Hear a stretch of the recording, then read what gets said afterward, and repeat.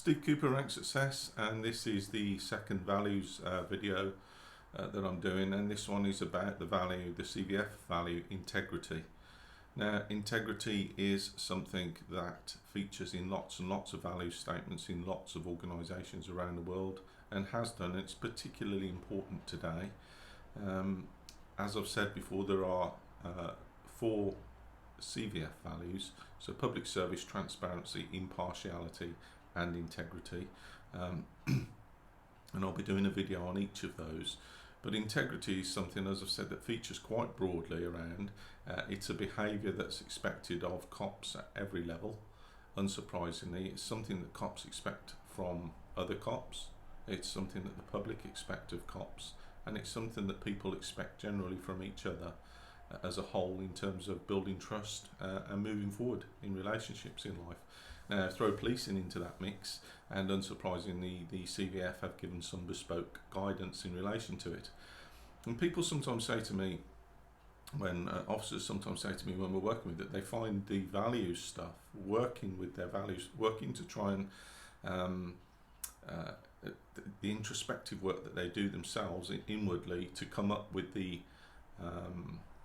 understanding of their own values, because as I've said before, lots of other values over, just because the CVF has put 4 values up as being desirable within policing and to inform policing behaviours in the current modern context and environment, you will also have your own values, so they are not to be put to one side as a part of this process. They are all inherent within it, but you may well be asked specific questions in relation to specific values in policing, simply because they are, they're explicit, they're held up as primary behaviour. So you may find other issues, other values such as leadership. Definitely, leadership will overlap. Your own values will overlap. Honesty and integrity will overlap as you read through the 4 values, but they choose to put it out on its own for obvious reasons. So the College of Policing's guidance, which I've printed off and I'm looking at now, says that the value links to the principle of integrity in the Code of Ethics. So there's your first port of call, the Code of Ethics, to try and get a working understanding of it. But as I often say to people, what does it mean to you first? What does the word integrity mean to you? Because sometimes, and it's not true for everybody by all means, but when you start drilling down into values, sometimes they are simply words on paper. They're only words that people have heard, and they've never really applied any thinking to it. So integrity is one of those important ones. So I'm just going to admit to you that I can't read my own writing at the moment, so I'm just going to put my specs on a minute. Hang on. So you look at the dictionary, and the dictionary, which is good first port of call, says that integrity is the quality of being honest and having strong ethical and moral principles, and then also following them at all times. So that may be easy for you to do, it may be hard for you to do, but it's expected of you as a police officer. Another meaning of it is the state of being whole or undivided. So, and one of the other kind of meanings that I found myself is the value you place on yourself. That's what integrity is. So the whole point with this is you're going to have to be able to answer some questions, respond. They may trigger a conversation for you. You may be tested through assessment exercises on this issue of integrity. So whether it's through briefings, whether it's through role plays, whether it's through interactive exercises, micro exercises, whatever they call them these days, and they call them all those things, it's useful to have some guidelines. So that's the College of Policing guidelines are there, but they are only guidance. And one of the things I would say is that if you expect any further detailed help from the College of Policing, you're unlikely to get it. And that's because they actually say in some of the guidance, what you choose to put in to your promotion applications or your promotion evidence is a matter for you. The guidance is there, you weave your own experiences into the guidance and vice versa.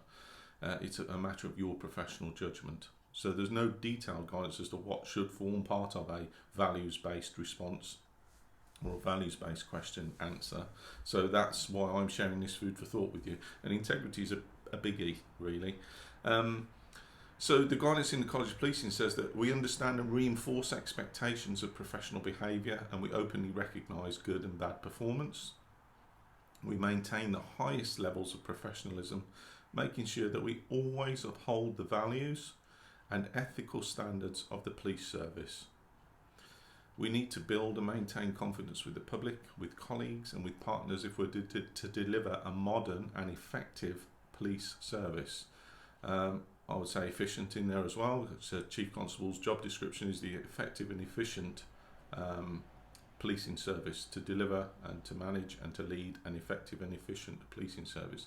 So generally, effectiveness and efficiency normally go together like a horse and carriage for me, in my mind's eye anyway.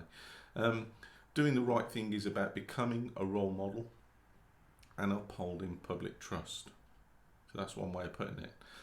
Offering to help other people. So start looking for different meanings of integrity, and you'll build up a broader awareness of what it might mean to you and what you might choose to use as part of a response in a promotion selection process.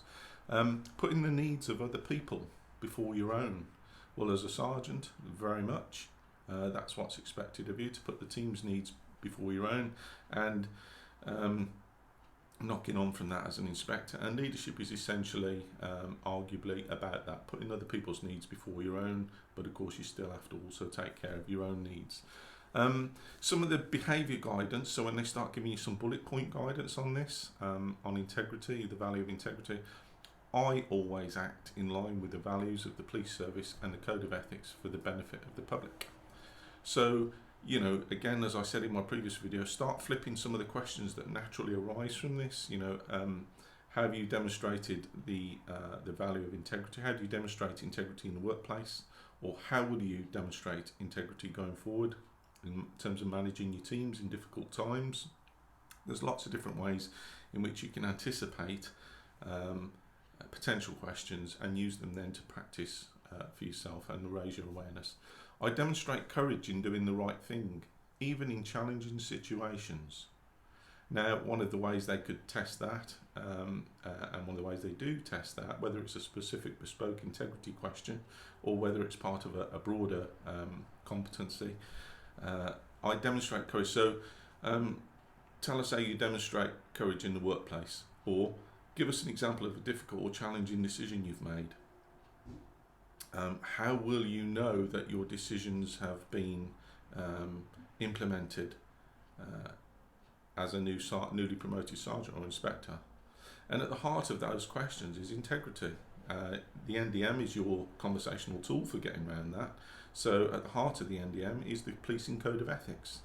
Integrity is a key value in there, as we started off this video pointing out.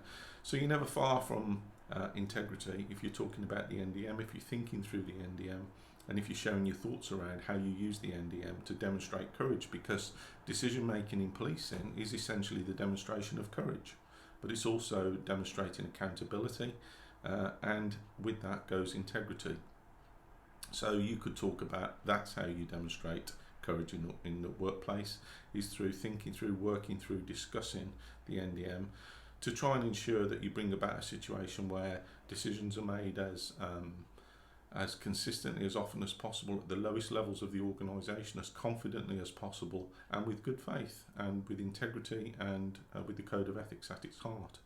So, you know, the NDM is never about, and integrity is never really about getting you to do the easy thing. It's always about moving through ethics and morals to do the right thing, and the NDM is a tool to help you do that.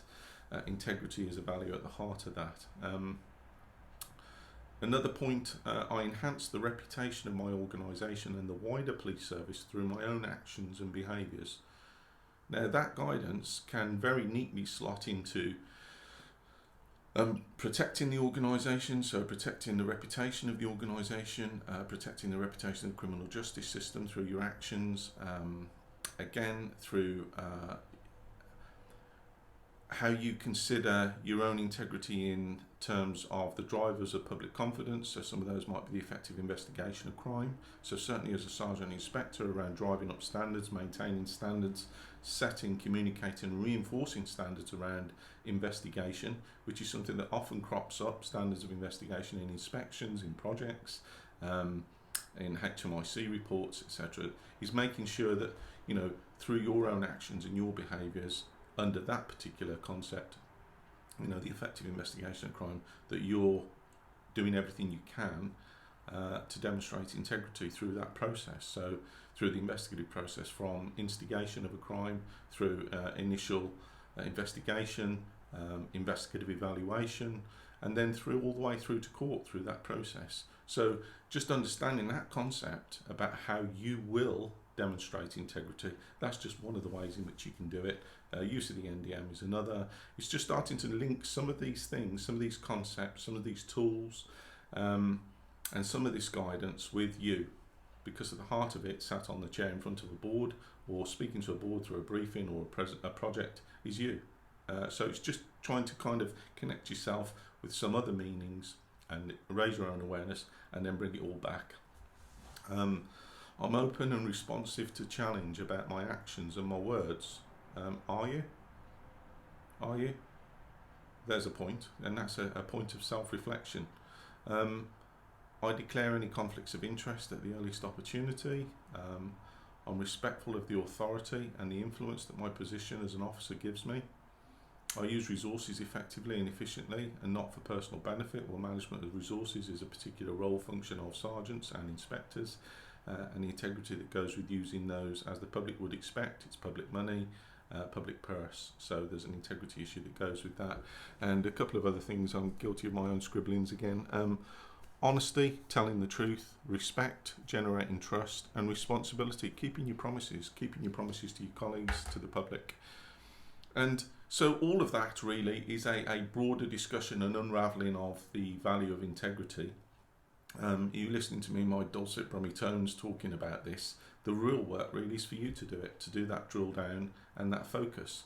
Now, I do like to look at some books, and I do share, for those of you who looked at other videos, that I do a reader's corner. So for those of you who are preparing for promotion, I do some, it's not recommended reading. I'm certainly not getting commissions from organisations on the books, but they're just some of the books that I think you might find helpful. So I share those in a reader's corner. And in line with that, I'm just going to read you, and if you would do, if you feel comfortable, just shut your eyes for a minute. Just shut your eyes and just listen to what I'm actually going to read. I'm going to read you a story around integrity, and sometimes the deep personal journey that sometimes you might need to go on, or to find a way, an explanation, a meaning that really resonates with you or inspires or motivates you. So I'm going to read you a little story that did that for me, and that came up with my understanding of integrity. Okay, and this is from a book which I'll recommend in my reader's corner. One of two brothers fighting in the same company in France fell by a German bullet. The one who escaped asked permission of his officer to go and bring his brother in. He's probably dead, said the officer, and there's no use in you risking your life to bring in his body. But after further pleading, the officer consented, and just as the soldier reached the lines with his brother on his shoulders, the wounded man died. There, you see, said the officer, you risked your life for nothing. No, replied Tom. I did what he expected of me, and I have my reward. When I crept up to him and took him in my arms, he said, Tom, I knew you'd come. I just felt you'd come. And there you have it, the gist of it all. Somebody expects something fine and noble and unselfish of us. Someone expects us to be faithful. And that's a little story in a book called Supervising Police Personnel, which is an old book that I've had for years, but I still find it inspirational and motivational to look at from time to time. It's certainly full of good stuff. And the thing in relation to the value of integrity for me was, that's how I arose at my understanding of integrity, which is the value you place on yourself. So then working with that, you can then link that back. I could link that back into policing around, Mrs. Miggins at the end of the road, policing duty to alleviate antisocial behaviour in communities as a driver of public confidence. Sweet Mrs. Miggins at the end of the road expects something fine and noble of officers. She expects that someone will come, that someone will listen, that someone will do the right thing. And that's you. And that's integrity. or certainly it is from my understanding. You're welcome to come up with your own. Now, I'll be doing another video on one of the other values, or both of the other values, shortly.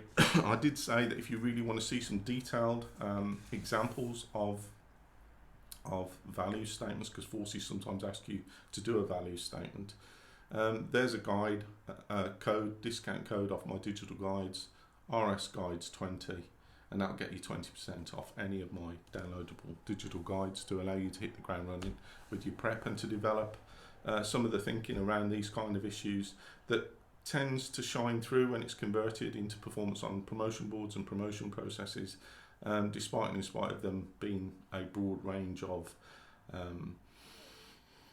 mix and match processes around the UK at the moment. So if you are doing that, I wish you all the very best of luck, and I look forward to doing another video on the values shortly.